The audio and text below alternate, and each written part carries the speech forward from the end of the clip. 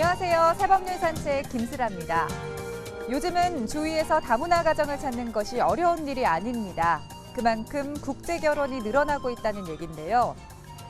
하지만 모든 다문화 가정들이 처음 시작할 때의 바람처럼 성공적으로 정착해 살아가는 것은 아닙니다. 그래서 오늘 첫 코너 입법 전망대에서는 이에 대한 이야기를 나눠보려고 하는데요. 다문화 가정들이 지역사회에 안정적으로 정착할 수 있도록 하기 위해 필요한 지원 방향에 대해 함께 생각해 봅니다. 늘어나는 국제 결혼, 이로 인해 증가하는 다문화 가정들. 하지만 다문화 가정들은 정착에 여러 가지 어려움을 겪고 있는데 외국어를 사용하는 엄마와의 사이에서 어떤 문화적인 차이, 의사소통의 문제 등으로 인해서 여러 가지 가정 문제가 발생하고 안정적으로 정착하지 못하는 농어촌 다문화 가정도 많은 것이 현실. 베트남 있을 때도 공부만 하고 시집 오는 거예요. 농 상황도 몰라요. 다문화 가정이 경제적으로 자립하고 지역사회에 성공적으로 정착하기 위해 필요한 법적 지원책에 대해 생각해 봅니다.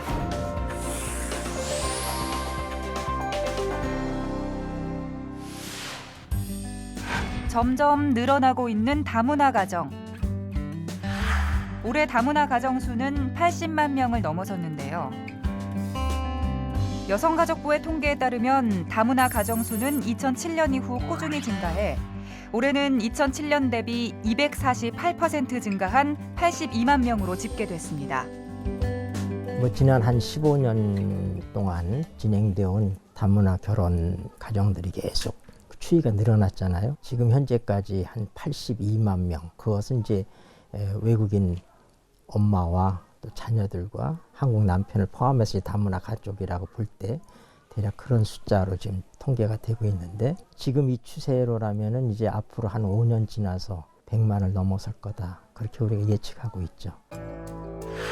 하지만 상당수의 결혼 이민 여성들이 한국 생활에 어려움을 느끼고 있는데요.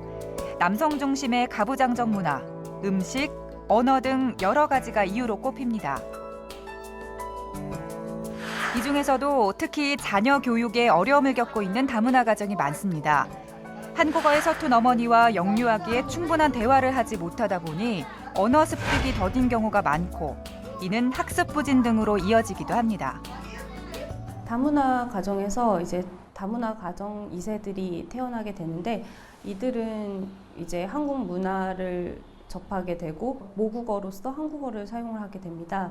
그러면서 이제 외국어를 사용하는 엄마와 마주하게 되는데요. 이런 외국어를 사용하는 엄마와의 사이에서 어떤 문화적인 차이, 의사소통의 문제 등으로 인해서 여러 가지 가정 문제가 발생하고 이 아이가 또 학교에 가서는 자기의 어머니가 외국인이라는 이유로 차별을 받게 되는 경우도 많이 있고요. 그로 인해서 학교 내에서 적응을 잘 못하고 심지어는 학교를 중도에 포기하게 되는 그런 상황이 많이 발생을 하고 있습니다. 현재 취학연령 다문화 가정 자녀들은 15만 명으로 추정되지만 초중고등학교에 재학 중인 다문화 학생들은 8만여 명에 불과한데요. 특히 중학생의 35%, 고등학생의 48%가 학업을 중도에 포기한 것으로 집계됐습니다. 이와 같이 어려움을 겪고 있는 다문화 가정을 지원하기 위해 국회에서는 다양한 입법 노력을 기울여 왔습니다.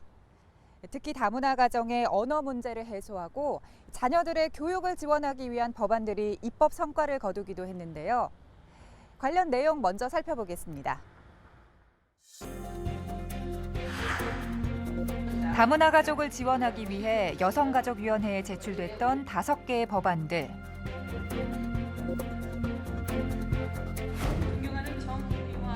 다문화 가족 지원법 개정안 대안이 지난 11월 12일 국회 본회의를 통과했습니다.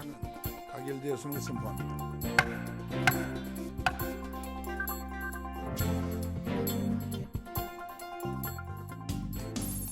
법률이 개정됨에 따라 다문화 가족의 소득 수준을 고려해 방문 교육의 비용을 차등 지원하게 되고 교육기관의 장은 보육, 교육을 실시함에 있어 다문화 가족 구성원인 아동과 청소년이 차별을 받지 않도록 필요한 조치를 해야 합니다. 또한 국가와 지자체가 다문화 아동 청소년에 대해 실태 조사와 보육 교육 지원을 할 수 있도록 법문 표현을 명확히 했으며 결혼 이민자가 한국어 교육 등 필요한 교육을 받을 수 있도록 가족 구성원이 노력할 것을 명문화했습니다. 또 다문화 가족에 대한 홍보 영상을 제작해 지상파 방송에 송출하도록 하는 근거도 마련됐습니다. 한편 다문화 가정의 경우 도시보다 농어촌에 더욱 많이 분포돼 있습니다. 하지만 농어촌 다문화 가정 역시 정착에 여러 가지 어려움을 겪고 있는 경우가 많은데요. 이들이 지역사회에 성공적으로 정착하고 경제적 자립을 이룰 수 있도록 하기 위한 법안이 발의돼 주목받고 있습니다. 농어촌 다문화 가정의 현실을 돌아보면서 관련 법안 함께 살펴보겠습니다. 도시화, 산업화로 농촌이 고령화되고 농촌 청년들이 결혼에 어려움을 겪자 1990년대 시작된 농촌 총각 장가 보내기 운동. 다문화 가정 중 상당수는 이로 인해 꾸려졌는데요. 실제로 농어업 종사자 중 22.6%가 외국인 아내를 두고 있는 것으로 나타났습니다. 농어업 종사자 5명 중 1명은 외국인 여성과 결혼한 셈인데요. 특히 이들 여성 결혼 이민자의 86.5%가 농어업에 직접 참여하고 있는 것으로 나타났습니다. 이렇게 농어촌에서 다문화 가정의 역할이 확대되고 있지만 지원은 부족한 것이 현실인데요. 농가 인구의 지금 37.3%가 65세 이상의 고령 인구라는 점을 고려를 해봤을 때 지금 한국에 이민해 와서 농촌에 이제 정착하고 있는 결혼 이민 여성들의 평균 연령은 30대 미만 정도의 수준에 그치고 있거든요. 그리고 이제 또 한 가지 이 들녘이 있는 농촌 마을에 들어가면은 마을에 아이가 있고 마을에 아이들의 놀잇감이 있는 그런 가구는 다문화 가정뿐이거든요. 이런 현실을 이제 고려를 해봤을 때 농업에 있어서 생산 인구의 연령층의 상당 부분을 이 결혼 이민 여성과 그 자녀들이 확보를 해 나갈 것으로 그렇게 예측을 하고 있습니다. 이들이 안정적으로 정착할 수 있고 농업 후계 인력으로서 성장할 수 있는 어떤 제도적인 방안들이 고안되지 않고서는 앞으로 우리 농업을 더 이상 유지할 수 없는 그런 현실로까지 치닫게 되지 않을까 이런 우려를 하게 됩니다. 그렇다면 실제로 농어촌 다문화 가정 여성들은 어떻게 생활하고 있을까? 전북 익산시에 살고 있는 베트남 출신 결혼 이민 여성 이수진 씨. 지난 2005년 19살 차이의 남편과 결혼해서 새 아이를 낳고 정착했습니다. 저 베트남에서 시집 온 지 지금 12년째 됐고요. 아이든 셋이고 아들은 또 단 하나요. 신랑이 농사일 했는데 그 전에는 애들 때문에 바빠서 조금씩 도와주시고 지금은 적극적으로 신랑이랑 같이 농사하고 계세요. 하니까 힘든 점 많아요. 솔직히 베트남에서 농사 같은 거는 해본 적 없어요. 한국에 오니까 하나씩 배워가는 거예요. 한국만부터 일하는 거랑 음식 하는 거랑 하나씩 배워가는 거예요. 새아이 육아 때문에 본격적으로 농사일에 뛰어든 것은 3년 전. 현재 양배추, 브로콜리, 고구마 등을 재배하고 있습니다. 하지만 육아와 농사일을 병행하다 보니 적지 않은 어려움을 겪고 있는데요. 다른 집에서도 아마 마찬가지 할 거예요. 농사하는 사람들은 힘들어요. 그 돈도 잘 안 되고 많이 좀 부족하는 거는 인력이에요. 우리 같은 건 농촌이라 그 할머님들만 계속 갖고 연세도 많이 있어 갖고 아프니까 많이 일 못 하니까 인력도 부족하고 다른 품종 같은 거는 더 많이 있어야 할 것 같아서요. 그러니까 그런 거 부분은 더 많이 배울 것 같아요. 다른 농촌 다문화 여성들도 비슷한 어려움을 호소하고 있는데요. 농촌에 정착한 이주 여성들의 고충을 살펴보면 집안일과 육아를 병행하는 점에서 가장 큰 어려움을 호소했고 농사 방법에 대한 어려움, 낮은 수익 등이 그 뒤를 이었습니다.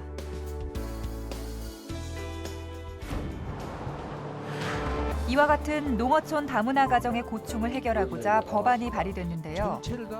새정치민주연합 황주홍 의원이 대표 발의한 2개의 법안입니다. 이제 우리나라도 다문화의 시대가 되었습니다. 지금 현재 우리 농촌 지역에 결혼한 남성들의 22.6%가 외국인 아내를 맞이하고 있습니다. 또 그 다문화 가정의 아내들은 86.5%가 농업에 집중하고 있습니다. 그래서 교육을 좀 강화하고 그다음에 실질적으로 농업의 이 경영인이 될 수 있도록 또 선정해주고 또 그것을 포함한 좀 다양한 법률 제도적인 지원이 이루어져서 여성 결혼 이민자가 한국의 농어촌 문화에 잘 적응할 수 있도록 하는 거고 우리 사회에서 경쟁력을 쉽게 빨리 신속하게 획득해서 농어촌의 발전에 긍정적 기여를 할 수 있게 하는 그런 효과를 기대하고 있습니다. 농업인 삶의 질 향상 특별법 개정안은 국가와 지자체가 농어촌에 거주하는 결혼 이민자에게 농업 관련 교육을 실시하고 결혼 이민자가 전문 농업인으로 성장하고 안정적으로 농어촌에 정착할 수 있도록 지원하는 것이 핵심입니다. 또 농업 경영체 육성법 개정안의 골자는 시도지사가 후계 농업인 경영인을 선정하는 경우 농어촌에 거주하는 여성과 다문화 가족 구성원을 우대할 수 있도록 한다는 것입니다. 한편 육아 병행의 고충을 토로하는 농어촌 다문화 가정 여성들을 위해 자녀 교육 서비스도 보완돼야 한다는 의견이 있는데요. 이런 농어촌 지역에서도 2세 자녀들에 대한 교육이 충분히 이루어질 수 있도록 영유아 보육 서비스를 확대할 필요성이 있어 보이고요.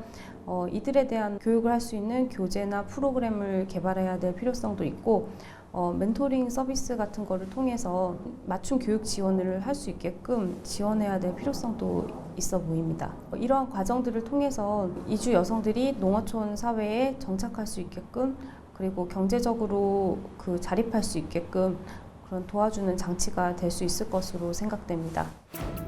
근본적으로는 결혼 이주민들을 복지 비용 측면이 아닌 인적 자원 측면에서 바라보는 인식의 전환이 필요하다는 목소리도 있습니다. 일본 같은 경우에는 우리나라보다 약 20년보다 앞서서 결혼 이민 정책을 추진을 했었습니다. 우리 한국 여성들도 많이 이제 일본으로 결혼해서 가는 케이스들이 발생을 했는데요.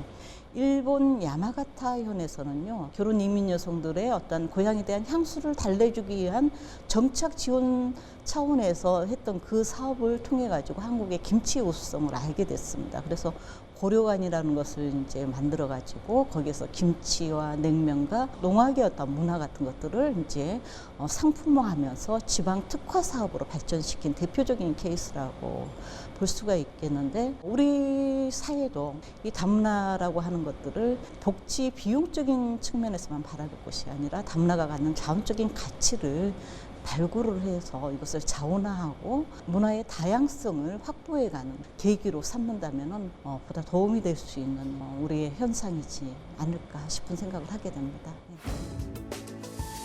다문화 가정들이 평범한 대한민국의 가정으로 정착하고 특히 우리 농어촌 활성화에 큰 역할을 할 수 있도록 지원이 계속돼야 할 것입니다.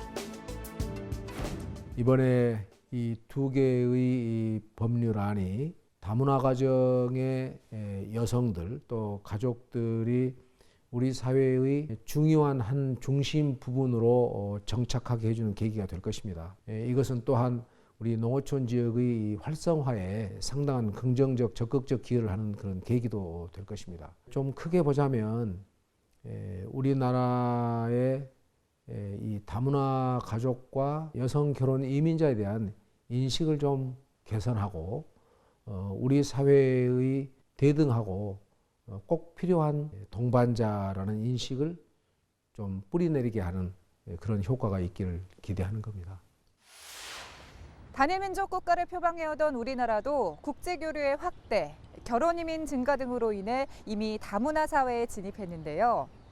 이제 다문화 가정 구성원들은 도움을 받아야 할 특별한 존재가 아닌 함께 살아갈 이웃이며 소중한 인적 자원일 것입니다. 다문화 가정들이 우리 사회의 일원으로서 당당하게 어깨를 나란히 하며 성공적으로 정착할 수 있도록 관련 지원이 계속되길 기대합니다.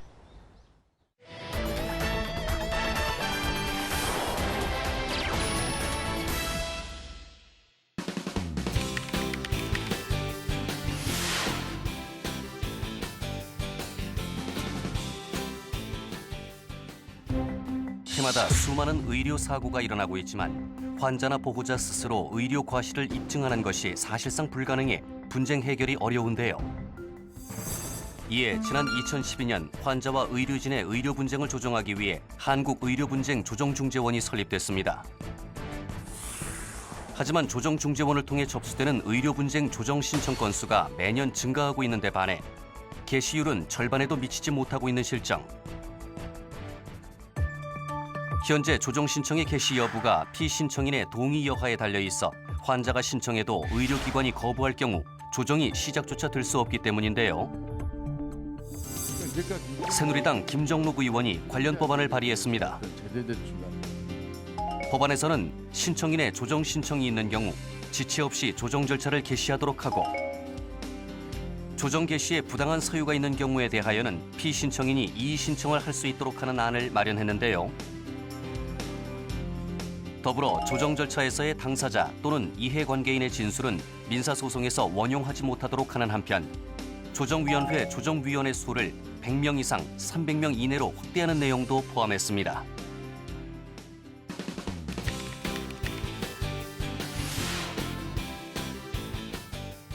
요즘 카톡이나 메일이나 이런 걸로 너무 다양하게 오고 있고 누가 봐도 내가 넘어갈 법하게 와가지고 당신 딸 누구냐고 해서 그렇다고 하니까 친구들이랑 같이 있는데 제일 많이 다쳤다는 거예요.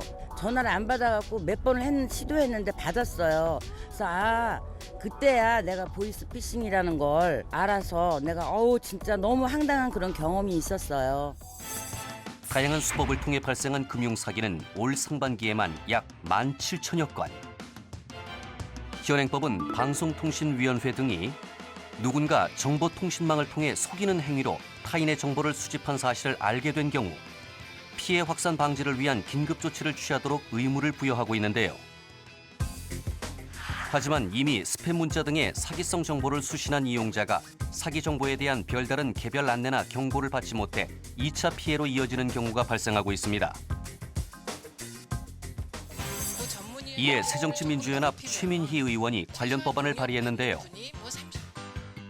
개정안에서는 미래창조과학부 장관 등으로 하여금 정보통신망을 통하여 속이는 행위로 타인의 정보를 수집하는 위반 행위가 확인된 경우 정보통신 서비스 제공자에게 접속 경로 차단을 요청하거나 이용자에게 알리도록 하는 등의 피해 예방 및 확산 방지 조치를 취하도록 하는 안을 마련했습니다. 또한 이를 위반한 정보통신 서비스 제공자에게는 1,000만 원 이하의 과태료를 부과하는 내용을 포함했습니다.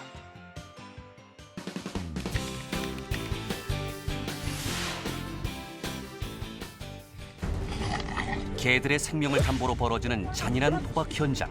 불법 투견 도박이 사라지지 않고 있습니다.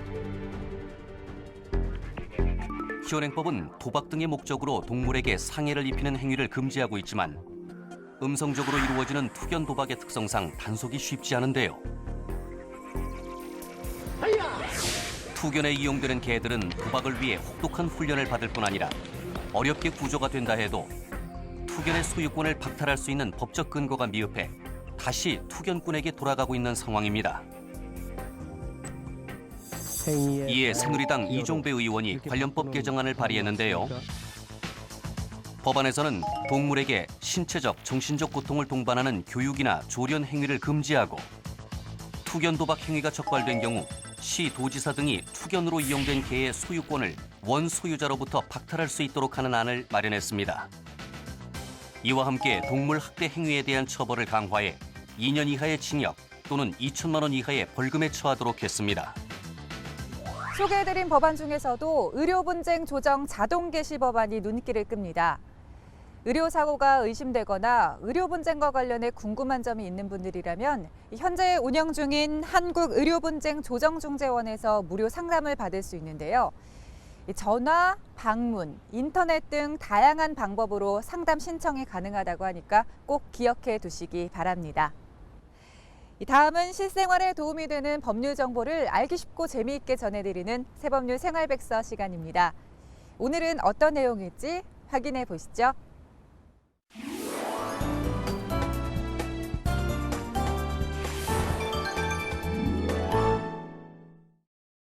안녕하세요. 새법률 생활백서 임희영입니다. 이 농촌이나 산간벽지 주민들이 법률 지원을 받을 수 없어 시행하는 것이 마을 변호사 제도인데요. 현재 주민들로부터 좋은 호응을 얻고 있습니다. 그런데 이들 못지않게 억울한 일이 있어도 하소연할 데도 없는 이들이 또 있는데요. 바로 우리나라에 거주하고 있는 외국인입니다. 그런데 이들을 위해서도 외국인 마을 변호사가 있다고 합니다. 함께 만나보시죠. 외국인 마을 변호사는 수도권 내 10개 지역에 우선 시행되고 있는데요. 법적 체류 자격이나 합법 체류 여부를 묻지 않고 외국인이라면 누구나 이용할 수 있습니다. 1345 콜센터로 상담을 신청하면 변호사, 통역사와 함께 3자 통역 시스템으로 운영됩니다. 이곳은 외국인을 위한 1345 콜센터입니다. 바로 외국인들의 법률 상담을 도와주는 곳으로 약 20여 개 언어 통역사들이 있습니다.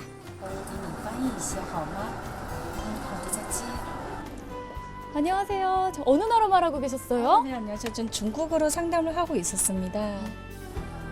외국인 마을 변호사는 농촌과 산간벽지의 법률 서비스를 위해 시행한 마을 변호사가 호응을 불러옴에 따라 이를 확대해 법률 서비스를 접하기 힘든 외국인들에게도 법률 서비스를 제공하기 위해 시행됐는데요. 언어도 다른데다가 법률도 어려워서 상담하기 까다로운 부분이 있을 텐데 외국인 법률 상담 구체적으로 어떻게 이루어지고 있나요?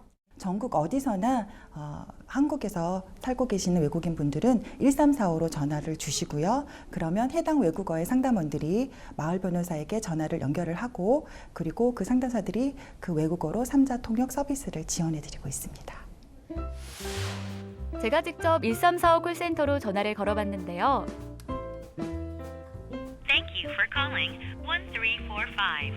中国语指南请按2和米字键。Press 3 and star button for English. 언어를 선택하면 해당 언어 통역사와 상담을 통해 변호사와의 법률 상담을 진행하는데요. 이때 외국인과 가까운 지역의 변호사를 연결해 필요시 방문 상담도 가능하도록 했습니다. 我要离婚，看看这方面该怎么办。 네, 안녕하십니까. 이혼 관련해서 이제 연결이 왔는데요. 혹시 지금 통화 가능하십니까? 예, 괜찮습니다. 잠시만 기다려 주세요. 연결을 해보겠습니다. 要离婚的话，我老公现在是也想要孩子的抚养权，我本人也想要。 이 양육권이 이분한테 돌아가는 그 프로수가 얼마나 되는지에 대한 문의를 하십니다. 그 부분은 아이를 누가 양육을 시키는 것이 가장 아이한테 혜택이 돌아갈까 법원에서 가장 관심을 가지고 있는 부분입니다. 법률 문제인 만큼 민감한 사항이 많을 텐데 철저하게 비밀 보장은 되고 있나요? 본인이 원하지 않는 경우에는 연락처나 성명, 국적에 대해서 본인이 밝히지 않아도 되고요. 마을 변호사 분들에게도 그 외국인에 대한 인적 사항에 대해서는 저희가 공개하지 않고 있습니다. 따라서 법적 체류 자격에 관계없이 외국인이라면 누구나 상담 신청을 할 수 있는데요. 현재 한국에 거주하는 외국인은 약 180만 명으로 대부분이 수도권에 집중돼 있습니다. 따라서 서울과 경기도를 중심으로 외국인 마을 변호사를 시범 운영하고 있는데요. 서울의 경우 중국인의 거리로 유명한 영등포구 대림동 일대와 필리핀 거리가 있는 종로구 해화동과 창신 1동, 그리고 중구 광희동, 용산 이태원 등 5곳이며 경기도는 안산, 부천, 수원, 오산, 양주 등 5개 지역입니다.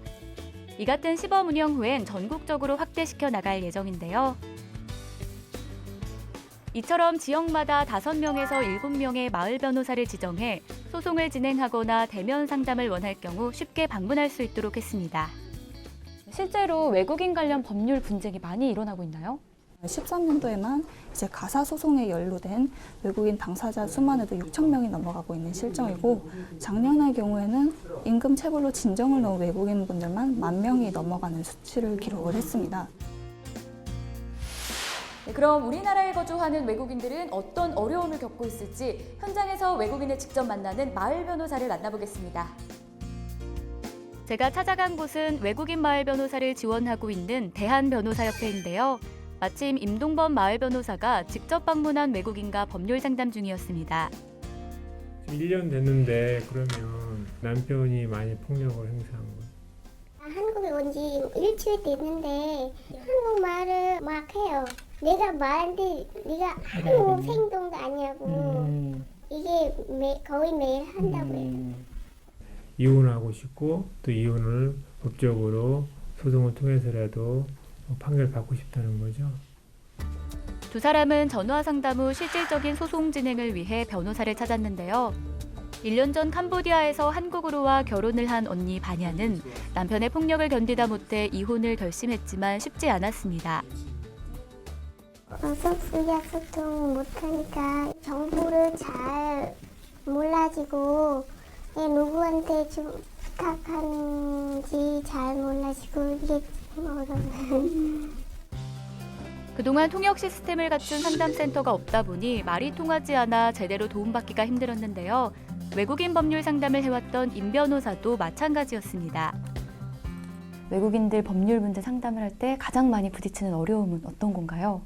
법률 용어가 이제 전문 용어이긴 하지만 그걸 풀어서 설명한다 하더라도 한국의 그 법률이라는 부분들에 대해서 그 자기들이 느끼는 본국에서 느끼는 법률 제도와 좀 차이점이 있으면 그걸 좀 쉽게 받아들이지 않는 그런 부분들이 좀 있고, 또 두 번째는 이제 한국의 법률에 의해서 그분들 도와줄 수 없는 그런 상황을 설명할 때 좀 미안하고 안타깝고 하는 부분들이 있죠. 이젠 통역 걱정 없이 1345 콜센터를 통해 임금체불, 산업재해, 이혼, 양육, 임대차 계약 등 생활법률 전 범위에 대해 언제든지 상담받을 수 있습니다. 오늘 변호사님 직접 만나보니까 이렇게 상담 받아보니까 어떠세요? 변호사님 이렇게 돼서 너무 든든하고 감사하고. 시범 운영을 하면서 발견되는 좀 미흡한 부분들, 앞으로 어떤 개선책이 있나요? 저희가 시범 사업을 운영 중이긴 한데 여러 지역에서 또 도움을 요청하시는 분들이 계세요. 법률 수요라든가 아니면 상담 수요를 좀 파악을 해서 점차적으로 시범 지역을 늘려나갈 계획입니다. 이걸 통해서 좀 더 외국인분들의 한국 사회 정착을 돕고, 그리고 외국인분들도 이제 같이 우리나라의 법 질서를 준수하는 것을 유도할 수 있음을 통해서 믿음의 법치를 실현할 수 있을 거라고 생각합니다. 무엇보다 우리나라에 거주하는 외국인이라면 체류 자격이나 이 불법, 합법 체류 여부에 상관없이 상담받을 수 있다는 점에서 큰 도움이 될 것으로 보이는데요. 보신 것처럼 전화상담 콜센터 국번 없이 1345번으로 문의하시면 되고요. 직접 만나는 대면 상담을 원하시면 각 지역마다 있는 다문화 가족 지원센터를 통해 문의하시면 도움받을 수 있습니다. 새법률 산책 오늘 준비한 내용은 여기까지입니다. 날씨가 많이 쌀쌀해졌는데요. 도움을 필요로 하는 우리 이웃들을 돌아볼 수 있는 따뜻한 계절이 되었으면 합니다. 저희는 다음 주에 다시 찾아오겠습니다. 함께해 주신 여러분 고맙습니다. Of two soft voices blended in perfection from the reels of this record that I found.